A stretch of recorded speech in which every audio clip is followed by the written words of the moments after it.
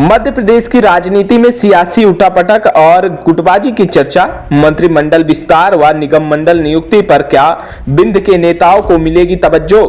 बिंद के नेताओं पर नजर। मंत्रिमंडल विस्तार और निगम मंडलों में मिलेगा हक या फिर होगी उपेक्षा? मंत्रिमंडल विस्तार की आहट, बिंद के नेताओं को तरजीह या एक बार फिर नजरअंदाज? निगम मंडल नियुक्ति पर सियासी अटकलें, बिंद को मिलेगा हिस्सा या नहीं? सत्ता संतुलन का बड़ा सवाल, मंत्रिमंडल और निगम मंडल में बिंद का प्रतिनिधित्व कितना?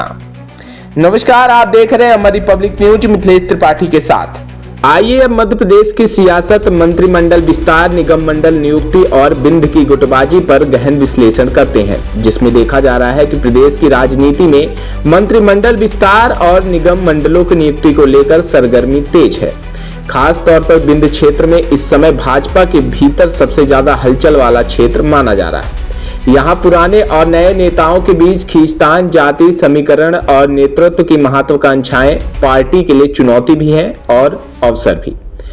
सबसे पहले सिद्धार्थ तिवारी को लेकर जो जनचर्चा है, और इस जनचर्चा को बल अभी और ज्यादा तब मिल गया जब बीते 17 सितंबर को प्रदेश के मुख्यमंत्री डॉक्टर मोहन यादव का त्योथक दौरे के बाद जिस तरह से बिंद प्रदेश में गुटबाजी दिखी। सीएम की सभा में प्रदेश के डिप्टी सीएम राजेंद्र शुक्ला और पूर्व विधानसभा अध्यक्ष गिरीश गौतम का उक्त कार्यक्रम में शामिल न होना। हालांकि दोनों नेताओं ने सीएम मोहन यादव का रीवा एयरपोर्ट में स्वागत तो किया, लेकिन सभा में शामिल नहीं हुए, जिसके चलते बिंद भाजपा में गुटबाजी और वर्चस्व की लड़ाई को बल मिल रहा है। राजनीतिक विशेषज्ञों का मानना है कि सिद्धार्थ तिवारी एक उभरता चेहरा है और मुख्यमंत्री का भरोसेमंद नेताओं में से एक है। राजनीतिक विश्लेषज्ञों का मानना है कि सिद्धार्थ तिवारी एक उभरता चेहरा है और मुख्यमंत्री का भरोसेमंद नेताओं में से एक है। राजनीतिक विशेषज्ञों के अनुसार सिद्धार्थ तिवारी की विशेषताएं हैं, वह एक युवा और नए चेहरे के रूप में तेजी से पहचान, मुख्यमंत्री मोहन यादव के करीबी माने जाते हैं, ब्राह्मण वोट बैंक में अपनी जगह बनाने की क्षमता, गुटबाजी के दौर में राजेंद्र शुक्ला का विकल्प के तौर पर भी देखा जा रहा है। लेकिन जो कमियां हैं वह अनुभव की कमी, संगठन और कार्यकर्ता में अभी मजबूत पैठ बनानी बाकी है। सिद्धार्थ तिवारी को लेकर पुराने बिंद नेताओं, विशेषकर राजेंद्र शुक्ला के समर्थकों का विरोध झेलना पड़ सकता है। राजनीतिक विशेषज्ञों का मानना है कि मुख्यमंत्री मोहन यादव अगर राजेंद्र शुक्ला के प्रभाव को संतुलन करना चाहेंगे तो सिद्धार्थ तिवारी पर दांव लगा सकते हैं। उन्हें मंत्री पद ना सही, निगम मंडल अध्यक्षता या संगठनात्मक भूमिका जरूर मिल सकती है। अब बात करते हैं बिंद के दूसरे सबसे वजनदार नेता प्रदीप पटेल की। वर्तमान में मऊगंज जिला से लगातार 2 बार से विधायक है और संघ में तृतीय वर्ग का प्रतिनिधित्व भी है। राम लखन पटेल के चुनाव हार जाने के बाद पिछड़ा वर्ग के सबसे मजबूत नेता बिंद में माने जाते हैं।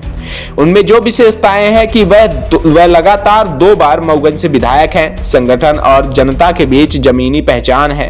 तृतीय वर्ग, एससी और ओबीसी अन्य पिछड़ा से आने के कारण सामाजिक संतुलन बनाने में सक्षम है और पूर्व मुख्यमंत्री शिवराज सिंह चौहान के करीबी माने जाते हैं। वही इनमें जो कमियां मानी जाती है, अब तक किसी बड़े मंत्री पद या संगठनात्मक उच्च दायित्व पर नहीं रहे, अनुभव सीमित, गुटबाजी के दौर में उनका वजन उतना नहीं जितना बड़े चेहरों का है। राजनीतिक विशेषज्ञों के अनुसार सत्ता समीकरण में फिलहाल संवादित निगम मंडल पद तक ही अटकलें।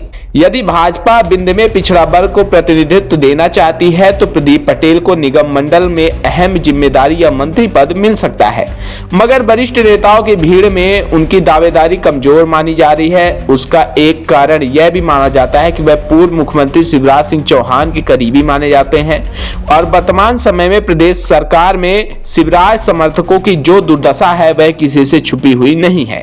शिवराज समर्थित विधायकों की हालात विपक्ष के विधायकों से भी गई गुजरी है।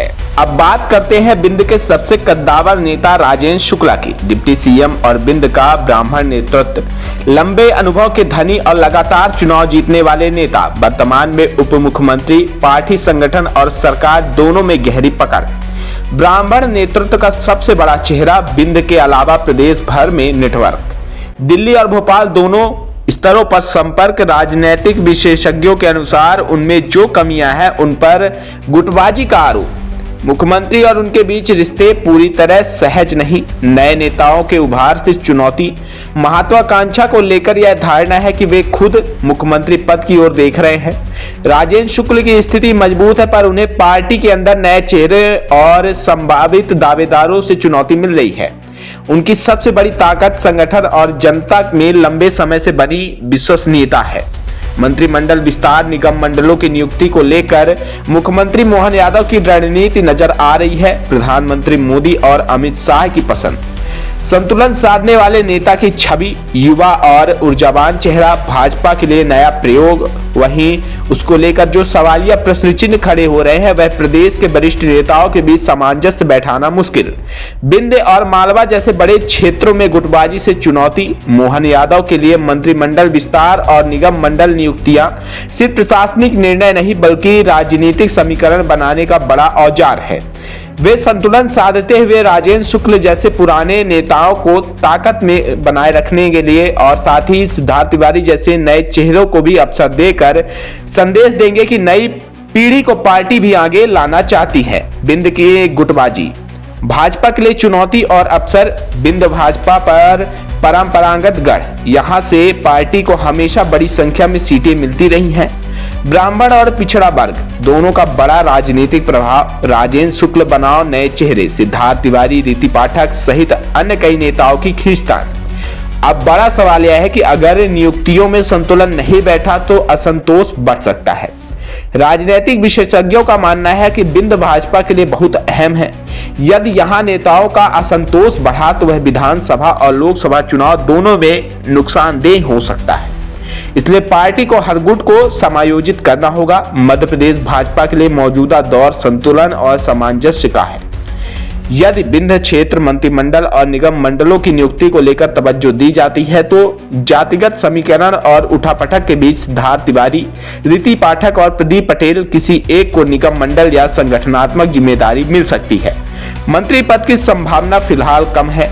सिद्धार्थ तिवारी नया चेहरा है जिन्हें मुख्यमंत्री का भरोसा और युवा ब्राह्मण नेता होने का लाभ मिल सकता है। राजेंद्र शुक्ल का डिप्टी सीएम के रूप में दबदबा बना रहेगा, पर उन्हें चुनौती भी झेलनी होगी। मुख्यमंत्री मोहन यादव का सबसे बड़ा लक्ष्य गुटबाजी को साधना और संगठन में सभी वर्गों को प्रतिनिधित्व देना है। अगर पार्टी इस बार संतुलन साधने में सफल रही तो विंध्य क्षेत्र भाजपा का गढ़ बना रहेगा, वरना असंतोष पार्टी की चुनावी राह मुश्किल कर सकता है।